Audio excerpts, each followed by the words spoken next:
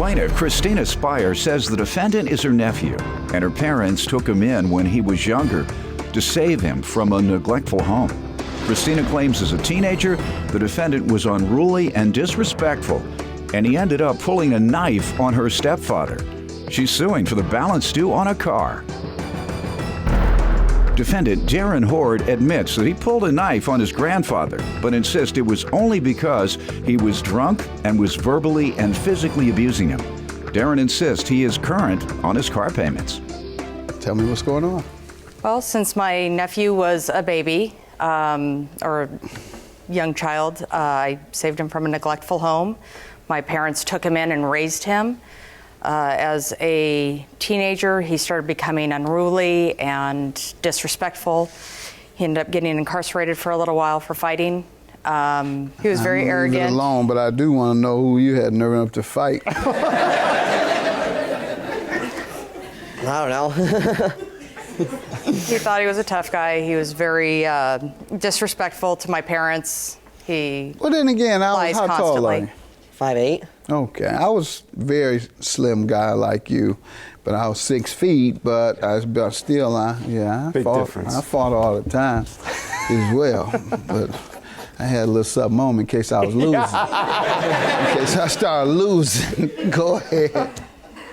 His lowest point was when he got into a fight with my parents. My parents allowed him to move in. How old was he then? I want to say about 19, 20. They allowed him to move back in in their house rent-free as long as he did chores, that kind of stuff. He refused to keep up his end of the bargain and pulled a knife on my stepfather. And just the disrespect that goes on with him is insane. We're sick and tired of the disrespect, and the lies are just like he said he's 5'8". He's not. I'm 5'7". I'm taller than he is. My driver's license says 5'8". I was looking at him. I was like, you just gotta look 5'8". You're right about that. My driver's license says 5'8". I'm with her on that. Go ahead. You give me some background, sir. Well, first of all, Your Honor, my family abandoned me as of, or not abandoned, but disowned me as of like 3 weeks ago over something that's going to become irrelevant in probably 10 years' time. That's not true. Nobody disowned you. And for right now, you're still right abandoned. now. Well, 10 years you'll be back in. Yeah, and my grandma sent me an email saying that they could no longer have a relationship with me. Back when I pulled the knife on my grandpa was out there, he was drunk, and he was being fairly verbally and physically abusive to me, and I just kind of... What was he doing physically to you? He was smacking me in the back of the head when I was trying to work on the truck. So, I mean, when he's drunk, all I know is the best thing to do is ignore him. Right, and walk away. And I finally couldn't take it anymore, and I would never, ever physically harm any of my family members. I can't even raise my hand to my own brother. I've tried, trust me. Just raise a knife to your granddad. I know. I raised the knife. I knew exactly what I did, and I dropped the knife immediately. She said you were very disrespectful to your grandparents who raised you. There have been times that I have been disrespectful. Why? You know, you're young, you don't like parents' rules or anything. I've been living on my own for a good year and a half. I was used to I was used to my own rules. I was used to my own rules, and so when I went back into the house, it was kind of like, yeah, I want to get back out on my own. I do not like this. How long did it take you? How long to get back on my own? Yes. It took about maybe 3 months, 2-3 months. Okay, well, and you only Like you ended up in my house. Yeah, I ended up in her house, and she was nice. Well, you were out on your own. No, I wasn't. I got news for you. Because I had no job at the time. Why did you kick him out? Because he was extremely inappropriate about the sexual situations that he was having with girls in his truck to my son, my 14-year-old son. And I was not going to put up with that. Ma'am, if he was getting a lot of sex, you should have gave him a right on. Not when he's using my 14-year-old's. Not when he's using my 14-year-old's clothes to wipe it up with. Oh, your 14-year-old son, he had him and involved. then told in detail to my 14-year-old son. And come on now. It's not including the stuff that he's done already that you don't know about. Thank you, man. He's talking about him talking about sex to your 14-year-old. Are you kidding me? I know what my son's done. Your 14-year-old know more about sex than you. I mean, than him. Please. Probably getting a little more than him. Go ahead, ma'am. Tell me My son's about a jock. He's better looking. He's a lot the taller. car you're suing him for, ma'am. What's going on? I had bought, in December last year, I bought a vehicle for my son. And it ended up having more issues wrong with it than I wanted to deal with. So I was going to sell it outright. And my nephew, I went to him and said, I'm going to sell this vehicle. Here's a vehicle that you can buy from me. I was trying to be the good aunt and try and help him out. He needed a vehicle for work. Gave him a second chance. All right. I was trying to give him a second chance, and here we are. All right. And the amount you charged him obviously was how much? $3,677? No, that's the remaining amount. Okay. What was the total?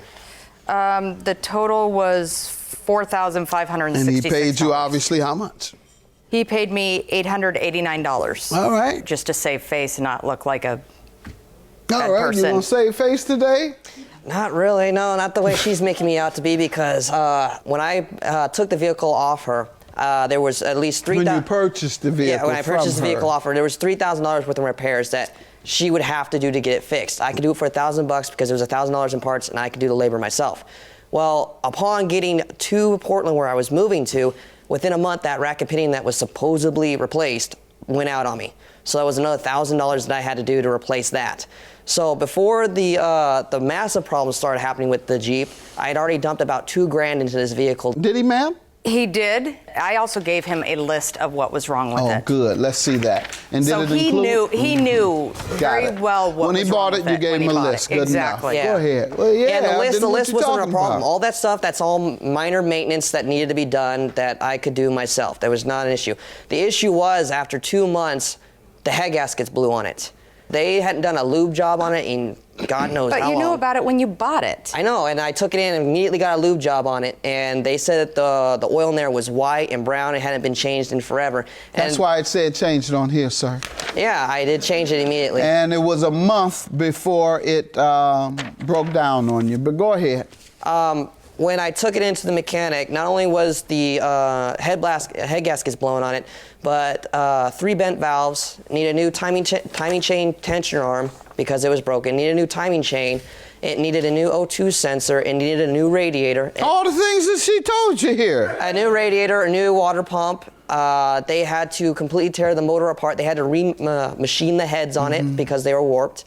They had to rebuild the motor for $4,200. I mean, I looked at all that stuff, and none of it included rebuilding a motor. Everything includes what you needed to do to prevent the motor and the gaskets from blowing. You obviously didn't do these things in a timely manner, and the result was what happens when you don't do these things. I did all those repairs within 4 weeks of purchasing the vehicle. No, you didn't. And Darren also except for the drive line. That's the only thing I didn't replace because I had it. Except for the what, sir? The drive shaft, because I had it in two-wheel drive. You have that evidence, sir, that you did all these things?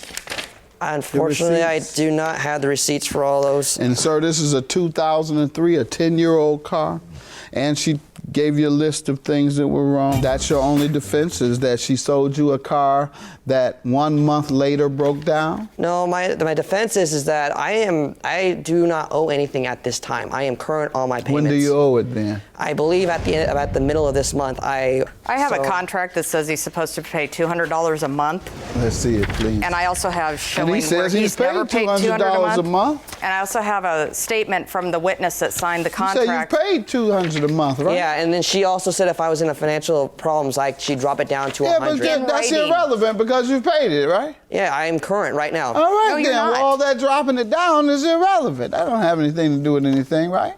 Well, we stopped the payments when this all happened because... When was that? When did you stop the payment? The day she filed the lawsuit. She told me when Whatever she told you. You told me.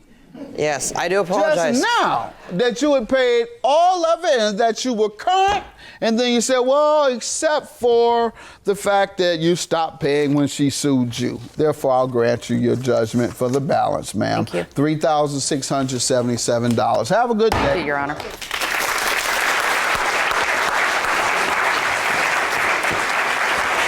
You're a good little fast talker, though. You need to be a con man.